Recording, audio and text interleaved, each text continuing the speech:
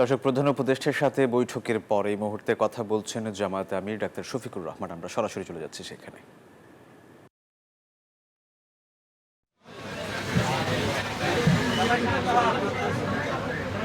আসসালামু আলাইকুম রহমতুল্লাহ।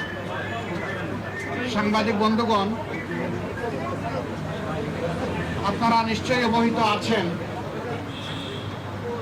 যে গত কয়েকদিন ধরে বাংলাদেশে কিছুটা অস্বাভাবিক অবস্থা বিরাজ করছিল।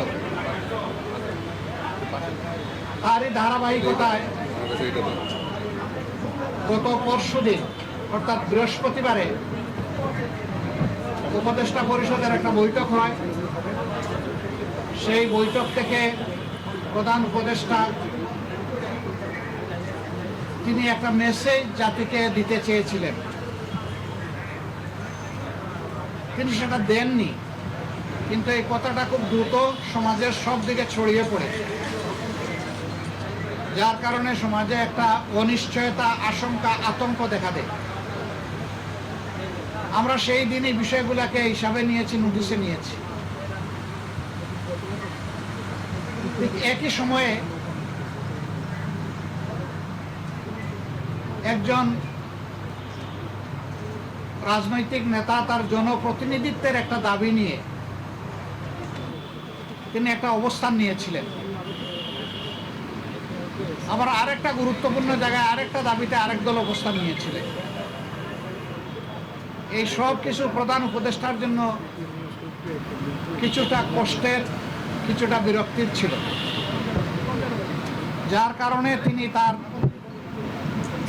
দায়িত্বের ব্যাপারেই পুনর্বিবেচনা করবেন এরকম একটা অভিব্যক্তি তিনি প্রকাশ করেছিলেন। কিন্তু কার্যত এটা অফিসিয়ালি সামনে আসে নাই। এ বিষয়ে আপনারাও আমাদের মতোই বিচলিত ছিলেন, আমরা এটা বিশ্বাস করি। কারণ দেশ আমাদের সবার, দেশ ভালো থাকলে আমরা সবাই ভালো থাকব। 24 জুলাই বিপ্লবের মধ্য দিয়ে দেশে একটা পরিবর্তন এসেছে, কিন্তু এই পরিবর্তনে এখন যারা নেতৃত্ব দিচ্ছেন সরকারে, তারা তাদের পরিচয় হচ্ছে যে তারা কোনো পার্টিকে বিলং করবেন না। এটা হওয়া উচিত, কিন্তু এখানেও কিছু ব্যতিক্রম ঘটেছে। এটাও মাঝে মধ্যে সমাজকে উদ্বিগ্ন করেছে।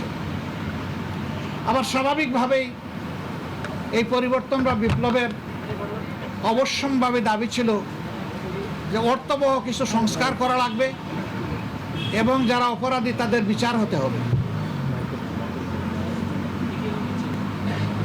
এই সংস্কার এবং বিচারের মধ্য দিয়েই একটা অর্থবহ নির্বাচন হবে, যেই নির্বাচনে সমতল মাঠ থাকবে। নির্বাচনে যারা অংশগ্রহণ করবেন তাদেরকে কোনো ধরনের ষড়যন্ত্রের মুখোমুখি হতে হবে না। এখানে পেশি শক্তি এবং কালো টাকার প্রভাব চলবে না। 15.5 বছর মানুষ 3টা নির্বাচনে তার ভোটের অধিকার প্রয়োগ থেকে বঞ্চিত হয়েছে। এবার তারা নিঃসংকোচে নিজের এই অধিকারটা প্রয়োগ করতে চায় এবং এই সুযোগ পাবে, নিশ্চিত হবে। এটি হচ্ছে জনগণের দাবি। প্রধান উপদেষ্টা ইতিমধ্যে কয়েকবার তিনি বলেছেন নির্বাচন তিনি দিতে চান এই বছরের ডিসেম্বর থেকে শুরু করে আগামী বছরের জুনের মধ্যবর্তী কোনো এক সময়, কিন্তু তিনি সুনির্দিষ্ট কোনো রোডম্যাপ দেননি, কোনো মাস সপ্তাহ তিনি ঘোষণা করেননি। এটাকে কেন্দ্র করে বিভিন্ন ধরনের দাবি এই নির্বাচনের রোডম্যাপের ব্যাপারে আছে। আমাদেরও কিছু রিকমেন্ডেশন ছিল, আমরা তার প্রতি সম্মান রেখেই বলেছিলাম যে দায়িত্ব আমরা সবাই মিলে তাকে দিয়েছি, তিনি চেয়ে নেননি এবং তিনি দলের পক্ষ থেকেও নির্বাচিত কোনো দায়িত্বশীল নেতা নন, বরঞ্চ তিনি জনগণের ঐক্যমতের ভিত্তিতে এই জায়গাটায় একটা গুরুবার তিনি গ্রহণ করেছেন। তাকে আমরা তার সম্মান বজায় রেখে দেশের স্বার্থটা তিনি দেখবেন, সেটা আমরা সবসময় বলে আসছি। আমরা আজকে ওই ব্যাপারে কথা বলেছি। আমরা বলেছি দুইটা বিষয় স্পষ্ট করা দরকার। একটা, নির্বাচনটা কখন হবে। আপনি আপনি যে সময়সীমা দিয়েছেন এর ভিতরেই জনগণের কোনো ধরনের বড় ভোগান্তি না হয়ে একটা কমফোর্টেবল টাইমে এই নির্বাচনটা হওয়া উচিত আমরা মনে করি। আর 2 নম্বর আমরা বলেছি এই নির্বাচনের আগে অবশ্যই সংস্কার এবং দৃশ্যমান বিচারের কিছু প্রক্রিয়া জনগণের সামনে আসতে হবে। সংস্কার শেষ না করে যদি কোনো নির্বাচন হয়, এই নির্বাচনে জনগণ তাদের প্রত্যাশা পূরণ করতে পারবে না। আবার সব সংস্কার এই সরকারের পক্ষে করা সম্ভব না। মাত্র 5টা সুনির্দিষ্ট বিষয়ে তারা হাত দিয়েছেন, এতটুকু নিষ্পত্তি হওয়া উচিত সন্তোষজনকভাবে।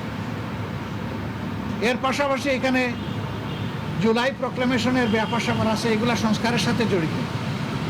তো অনেক দলের দাবি দেওয়ার মধ্যেও কিছু ভিন্নতা আছে, এটা থাকবে। দল যেহেতু আলাদা, মতেরও ভিন্নতা থাকবে, এটাই স্বাভাবিক। গণতন্ত্রের সৌন্দর্য হচ্ছে আমার মতটি আমি প্রকাশ করব, আরেকজনের মতের প্রতি আমি শ্রদ্ধা দেখাবো। আমি কারো মতকে তুচ্ছ জ্ঞান করব না, উপহাস করব না এবং কাউকে অপমানিত করব না। কিন্তু আনফর্চুনেটলি এই সীমা আমরা অনেকেই রক্ষা করে চলতে পারি না, আমাদের পারা উচিত। গণতন্ত্রের স্লোগান হচ্ছে let us agree to disagree. আসো আমরা এক হই যে আমাদের ভিন্ন মত প্রকাশ করার অবকাশ আছে, সুযোগ আছে। এই থিওরির উপর আমাদের সকলকে আসতে হবে। আমরা বিশ্বাস করি সমস্ত দলই দেশকে ভালোবাসে। ভালোবাসার জায়গা থেকে দায়িত্ববোধের পরিচয় দিয়ে আমরা সবাই যদি এগিয়ে আসি এবং আমরা যদি সংস্কার প্রক্রিয়াকে অর্থবহ সহযোগিতা করি, তাহলে একটা অর্থবহ সংস্কারের মধ্য দিয়ে একটা অর্থবহ নির্বাচন নিশ্চিত হতে পারে ইনশাআল্লাহ। আমরা সেই দিনটির অপেক্ষায় আছি। সমাজে যে অস্থিরতা দেখা দিয়েছিল এই বিষয়টাকে কেন্দ্র করে, প্লাস বিভিন্ন ব্লকেটকে কেন্দ্র করে আপাত দৃষ্টিতে তা কিছুটা কেটেছে। আমরা এর স্থায়ী নিষ্পত্তি চাই এবং আমরা মনে করি যে 2টা রোডম্যাপ ঘোষণা করলেই তার অনেকটাই সমাধান হয়ে যাবে। একটা হচ্ছে সংস্কারের রোডম্যাপ, আর একটা হচ্ছে নির্বাচনের রোডম্যাপ। এই 2টাই অতীব গুরুত্বপূর্ণ বলে আমরা মনে করি। দর্শক, প্রধান উপদেষ্টার সাথে বৈঠকের পর এই মুহূর্তে কথা বলছেন জামায়াত ইসলামের আমির। আমরা সরাসরি ছিলাম সেখানে।